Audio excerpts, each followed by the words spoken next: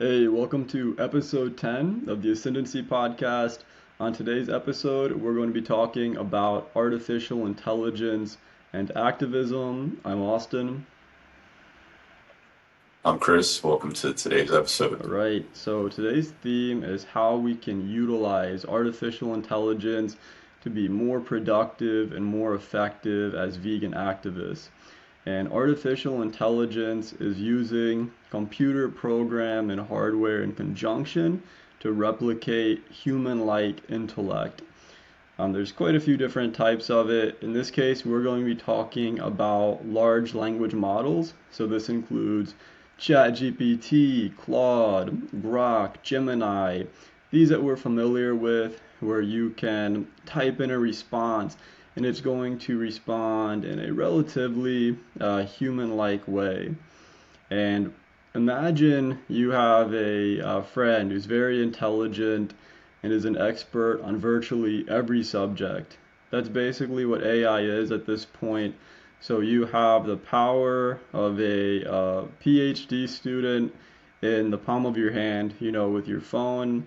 And I think there's so much potential for leveraging it to just improve our efficacy, respond quicker, and also strategize on a high level as activists. So that's what we're going to be discussing today, how you can potentially utilize it to improve yourself and your life as an activist.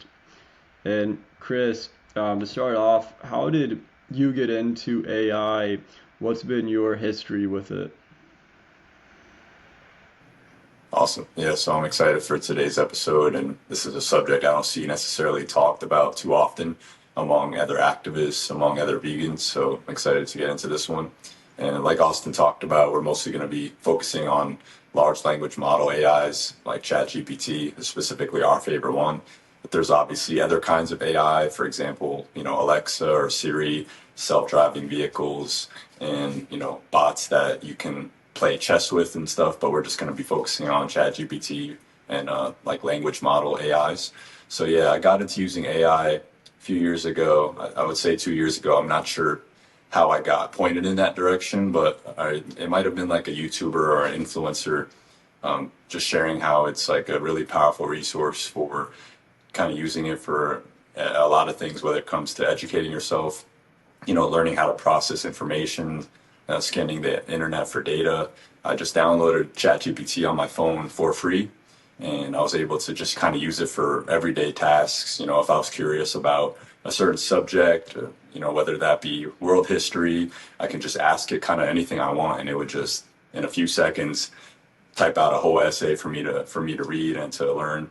And I've also, as we'll get into this episode, in recent times, been interested in using it for activism, how we can use it to help us, become better activists, help automate some of our duties, some of our tasks. And I'm excited to get into this and talk about how it can help us make a bigger difference for the animals and just become more efficient, because obviously our time is very valuable and we only have so much of it.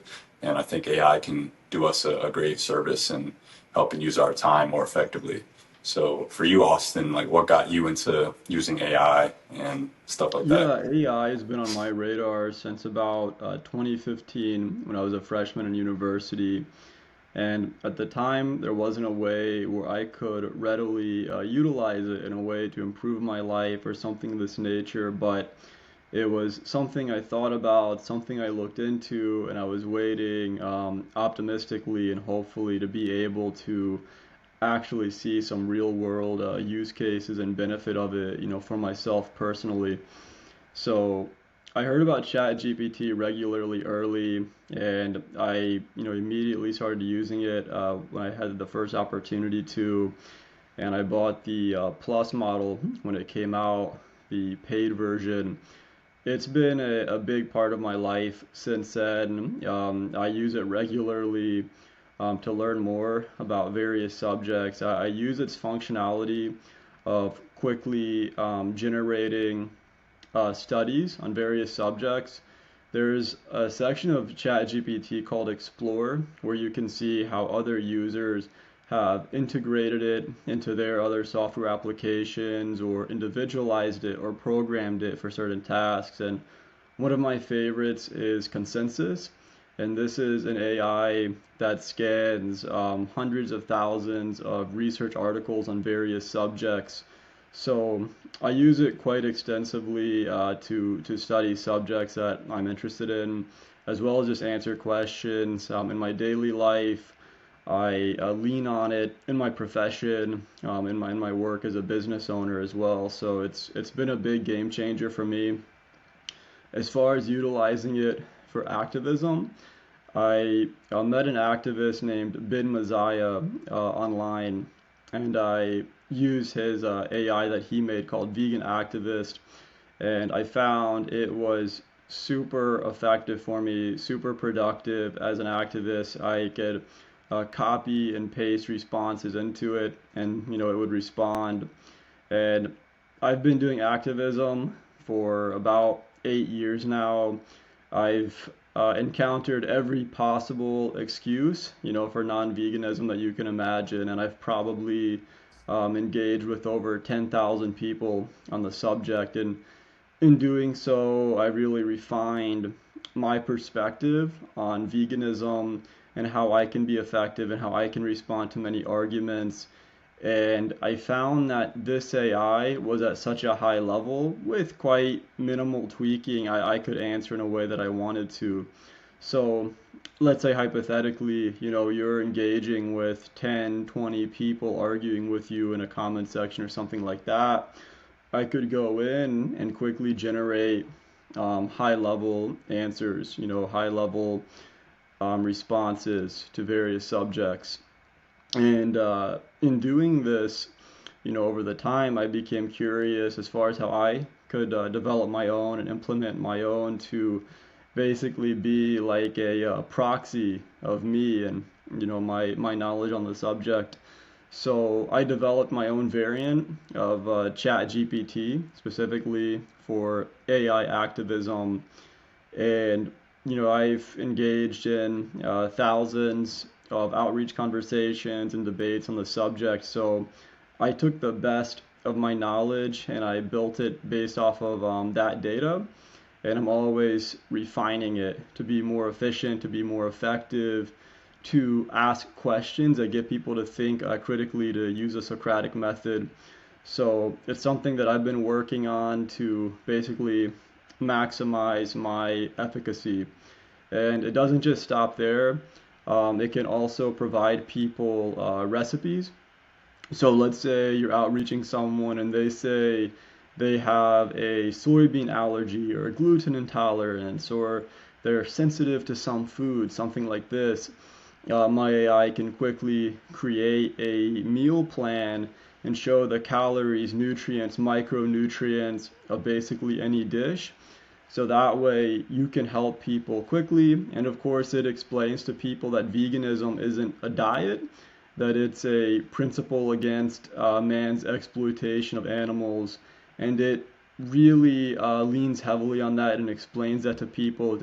It's not just like a quick, direct response, but it's also educational as far as what veganism actually is. So that's how I got into it, and those are the main benefits it's had for me so far. And Chris, in your opinion, how is AI beneficial? How can we utilize it as activists? Yeah, thanks for sharing some of your backstory with AI and some of the benefits you've seen with it. I can definitely attest to a lot of the things you've said. And like Austin said, some of the main ways I use it is for argument automation. So, oftentimes if I'm on social media, I'm going to see a comment from somebody rejecting veganism, making some type of claims against it. And oftentimes I just don't have the time to process and respond to the message. I've done it thousands of times in my years as an activist. I know how to respond, but just to save time, it really helps to have an AI, chatbot that I can plug the message in, and we'll demonstrate this live a little bit later on. It's really helpful to just have this, bot on my side to plug in whatever they say, copy paste, and then it can generate a really good response that I can just paste right back to them, and I can get back on with my day.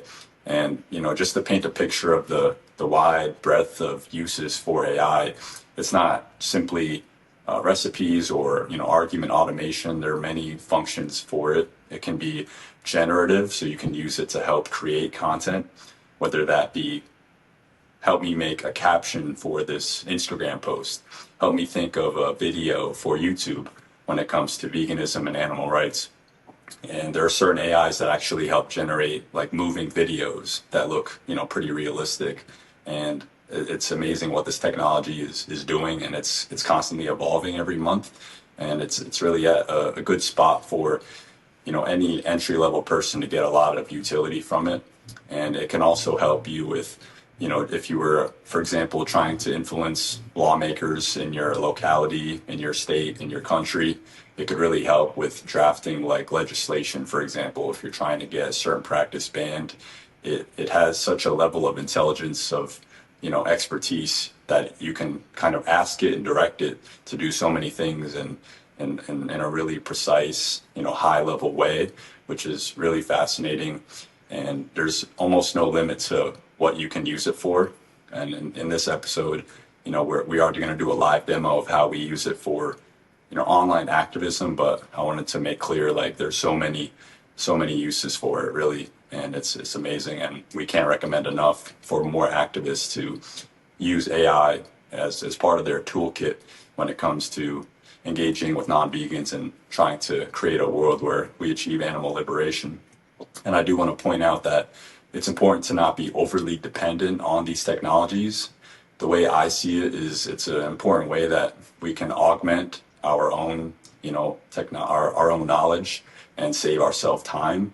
But if you become, too dependent on this stuff, it could be a circumstance where, someone asks you something, and if you don't know the answer, you're not just going to be like, hold on, let me pull up ChatGPT and ask them what they think. It kind of makes you seem like you don't really know what you're doing, or that you don't really have a solid stance on a given subject, or know your stuff.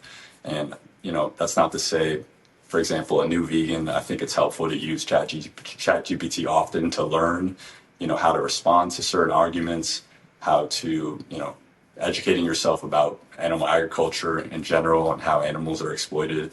But as you become a more seasoned activist, it's important to kind of know these things yourself and just kind of use AI as a tool to augment your intelligence. Like I said, just another thing we can use in the toolkit.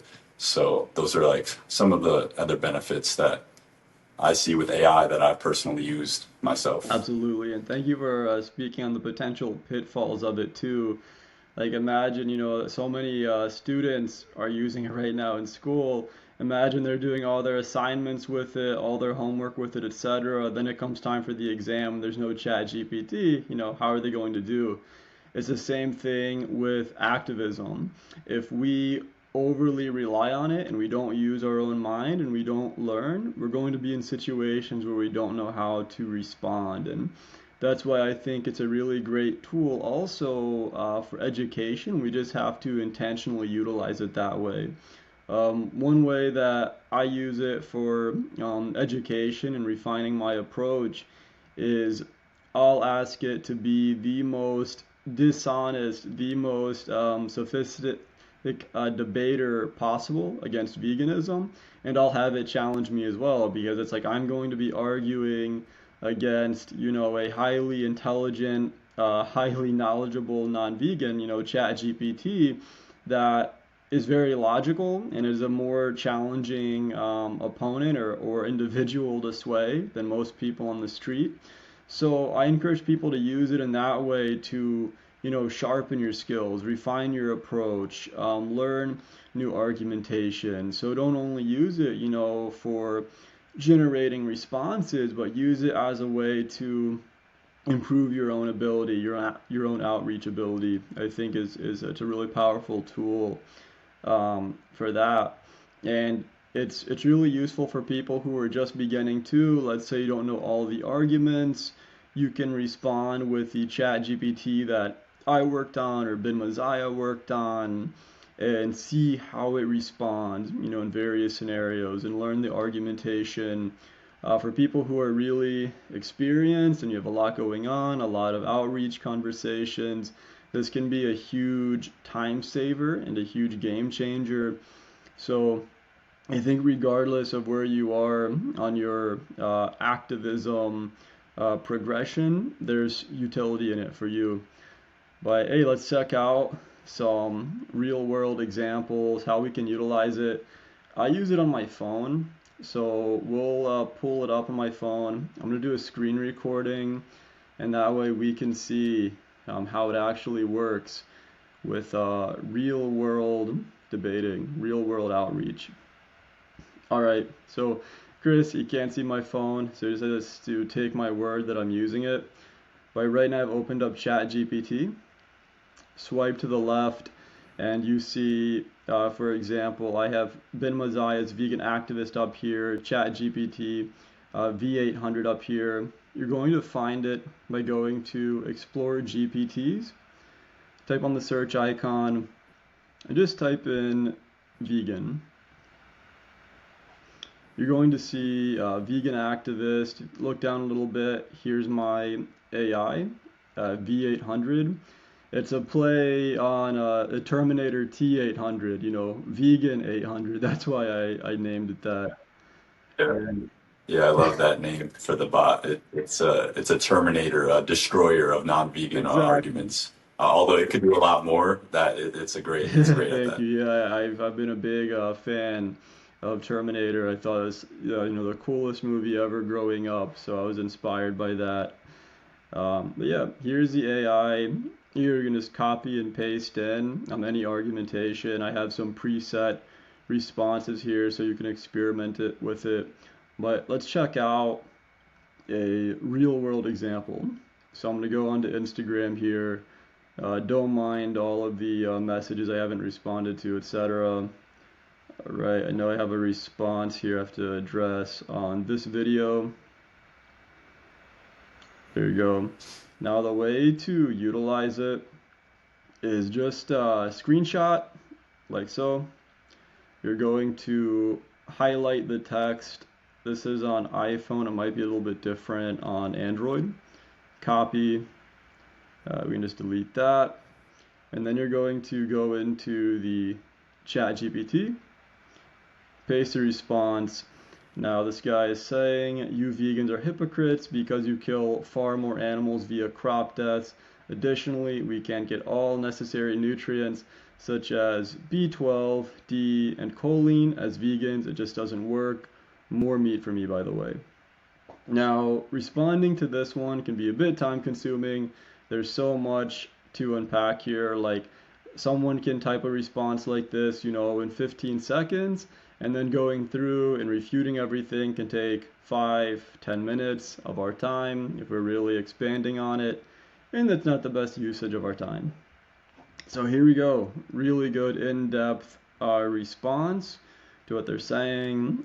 And, when it comes to crop deaths, I'll summarize on it here what the gist, of the argumentation is that the deaths within plant agriculture don't provide a moral basis or justification for exploiting animals.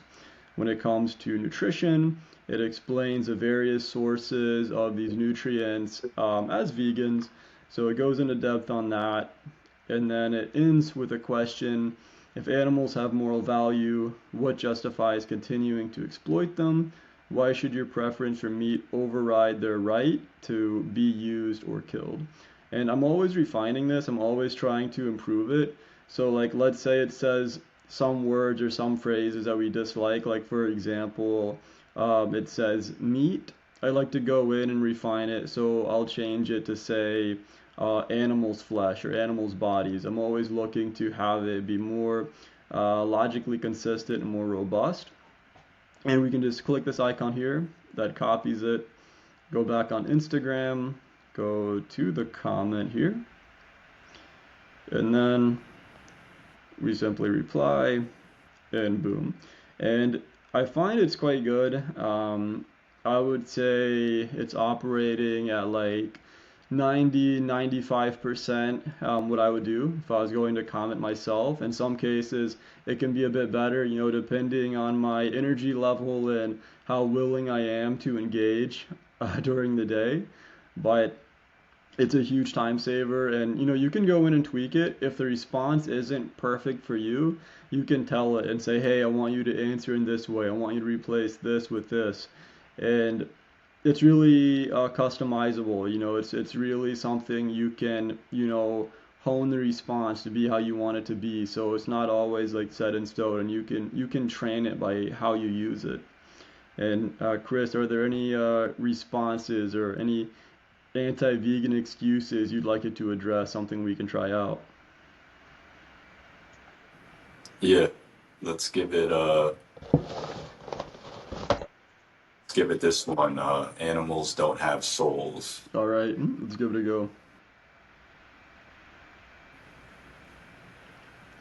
So I'm going to say animals don't have souls, therefore it's okay to eat them. Boom. All right, it's thinking now.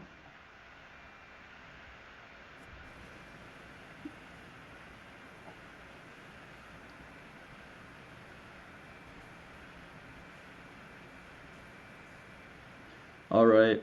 I don't care that much for the first portion of the response, so we can tell it to delete that. But I prefer its secondary portion. Even if souls were real, their existence has no bearing on an individual's ability to experience life, form relationships, or suffer. If you saw someone torturing a dog, would you stop them, or would you shrug and say, it's fine, the dog has no soul? Clearly, morality doesn't hinge on souls, it hinges on the ability to be a victim. Animals are victims when exploited for food. So, what is the real reason you believe animals deserve to be used and killed, if not for an arbitrary, unverifiable concept like a soul? And I prefer the secondary portion of the response here to the first. So, if I was going to use this, I would simply copy and paste this portion down and even tell it, I don't care for the first portion so much. You can select it if you feel like that resonates with you and that's a good response for you. I personally don't like it, but like I said, I'm always looking to refine it. So if you do happen to utilize my AI, give me feedback. I'm going to improve it, as you would like me to. But Chris, anything else that comes up, anything else Yeah, on I your think mind? Yeah, I think that was a pretty good response. And it's good to point out that this technology is not necessarily perfect. Like Austin said, he's working on it. With ChatGPT, if you buy the Plus version, you can program your own bot to be specifically specialized in a specific task or subject. So, based on feedback that I give Austin or that others give him, we're constantly refining the V800 to make it as good as possible. And, for example, for this response, if there was a portion I didn't like, I would just omit it. I would just copy the other parts of it and maybe add some of my own, sauce to the response. And it's kind of becomes a mix of my intelligence with the automated intelligence.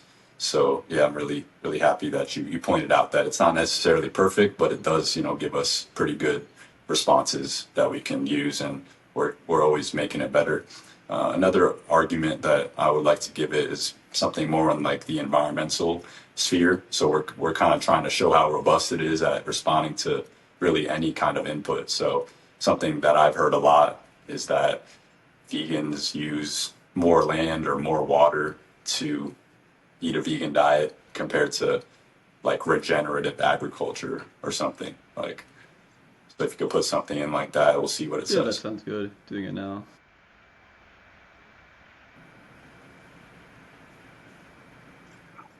And also, you can perhaps ask it to like cite some research um, in in uh, in response to that as well, so we could see what it generates with that. Yeah, because this AI that I programmed has real-time access to a huge number of studies. So I'm gonna say cite research in your response. And it should do it automatically, but it's just extra robust, to tell it specifically what you're looking to do.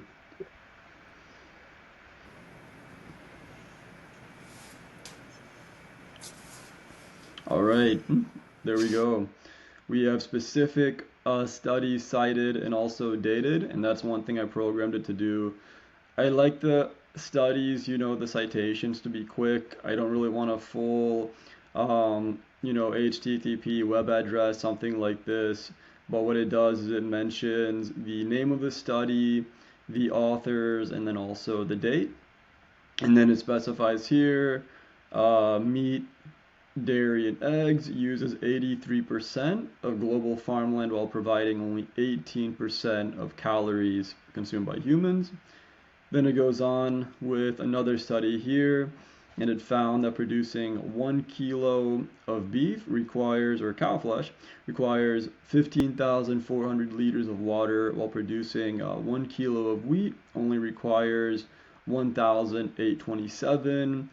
Then it goes down with another study refuting the regenerative claim. Ends back with a question. Given this evidence, what reason remains to justify using animals as resources when a plant-based food system is both more sustainable and, my favorite part here, eliminates exploitation?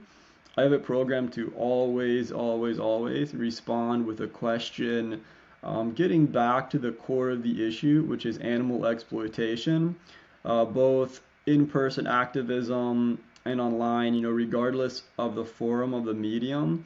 It's so important to get people to think critically for themselves. People put up a lot of mental barriers and they sort of just generate excuses as I hear arguments against veganism. Most of them they didn't come to on their own, but they just heard in passing, from somewhere, be it an advert or a family member or a podcast. So they don't have really well thought out excuses. But by using the Socratic method, we can really get people to think critically for themselves on the subject. I think we have some good examples here. One thing I wanted to say here is, just to give like an example, I have someone who is interested in going vegan, comma, but they have a soy, gluten, and corn allergy. Could you provide some recipes for them? So here we go. This is just a way, like let's say someone's open to going vegan and they have a lot of questions for you. This can really help you in reducing your response time while giving you some high level responses. And here we go. We have quite a few good healthy recipes for breakfast: chia pudding, banana pancakes, a smoothie bowl. Lunch we have quinoa and roasted veggie bowl, lentil and avocado wrap, stuffed sweet potatoes, and then some great healthy looking dinner suggestions. And we can get much more granular too. We can have it, tell us the calories, the nutrients, the micronutrients, ensure that everything hits a specific target for calories, macros, micros. It's almost has a full functionality of like a chronometer, but planning a diet, instantly. And that can just be, I found really helpful because I've had some people relatively recently say they're interested. They tell me all of their limitations and what prevents, them from transitioning quickly. First and foremost, I always go back to the heart of the issue, which is exploitation, and make sure they fully understand the moral imperative, of veganism. Once they get it, once they say they're on board, once they say they're ready to change, then we focus on the how. But the why is so much more important. It's so easy to find a path once we have a strong enough why. So that's why education, foremost, is so important, when it comes to outreaching people, when it comes to getting them to understand that animals don't deserve to be exploited. And that's what I have on that. Chris, anything to add? Any other topics you want to touch on? Any more thoughts on the subject that you want to share? Yeah, thanks for doing the demo on live on the podcast, showing people how it's done. And we're excited to hear any feedback. Like we said, it's free. So we'll have a link in the description to the V800 bot that Austin made. So you can use it and you can direct feedback to us with regard to the responses that you get. And, I'm just happy you were able to show live, all the wide breadth of things that this technology can do for us. And just kind of segueing to the outro of the video, like I said earlier in the episode, it's a topic we've not seen discussed much when it comes to AI and activism, but we really think it's important to put people on to this technology. And just in the last week, I've talked with a few activist friends, and surprisingly, they actually didn't know about ChatGPT or using AI for activism. And I think it's important for us to definitely add this to our toolkit because we want to have as much as we can in our pockets to make change for animals. And this technology is truly amazing. And the reality is our opponents are using this to help them commodify and exploit animals. Whether it be corporations, businesses, they're using this technology to automate their processes, to analyze their, finances, to analyze wide amounts of data, to help them become more efficient at their evil practices. And as activists, it's really important to also use this technology in the opposite direction to help achieve animal liberation, to oppose their exploitation. And we're getting left behind if we're not adapting to the technological adaptations and advancements that we're seeing here in this 21st century. We need to stay up to date. We can't be using really old tactics and using up hours of our day responding to people, for example, or having brain farts, not being able to think of ideas for content. This technology is amazing for so many things, but just touching on the specific things in this video, we think it's really helpful, really transformative, and it's a really valuable tool in every activist toolkit. So anything on your end, Austin, to close the Well episode said, out? Chris, and amazing points.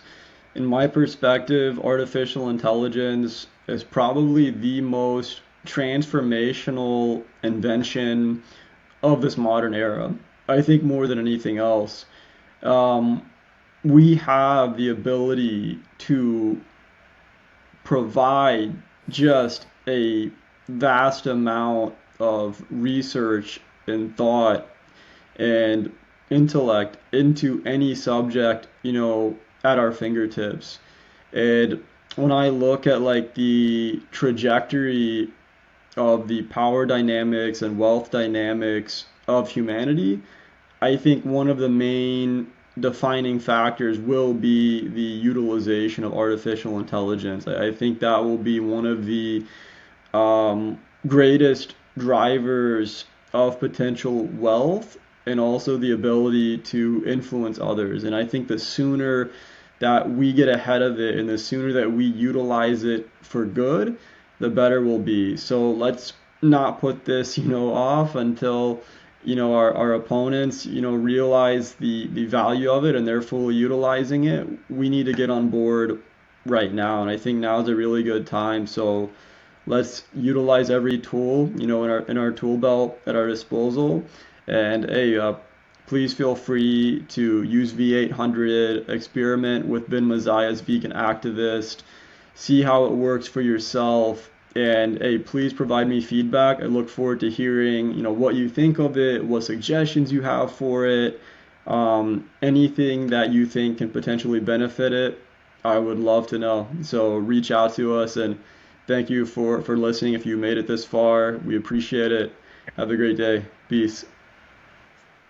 Thanks, guys, for watching. Peace out.